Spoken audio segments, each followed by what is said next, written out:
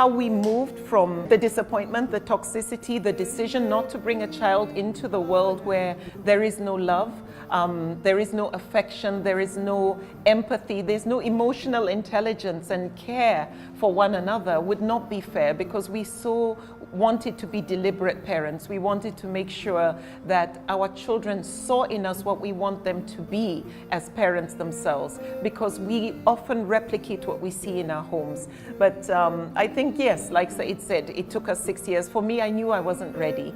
I was still growing, still learning spiritually. I was lost. I didn't have focus. I didn't feel Allah's presence in my life. And I felt, how will I teach what I don't have?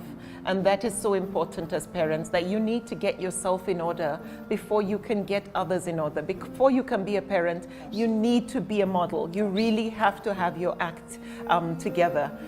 And I said, I need to go back again and look into myself. Am I ready to be a good father? And are you ready to be a good mother? Do we understand the sacrifices that are necessary to bring a child into this world and not make them victims of the problems between the two of us? So we agreed to really look into that. It took me 3 years to be ready to be a father. Yeah. When I told Mariam, I think I'm ready, and she said, I'm ready, and I said, I don't think so.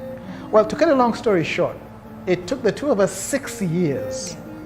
With all the pressure we were getting, I was getting pressure from my late father, I was getting pressure from my mother. At first, I told them she was too young. Now, then my father gave me like a couple of years and said, isn't she old enough now? I'm like, oh my goodness. I had to come up with a line, and it was true. I told my father it wasn't Allah's time for us to become parents, because we're not having this child for anybody. Exactly. We're not having the child for my parents. We're not having the child for her parents.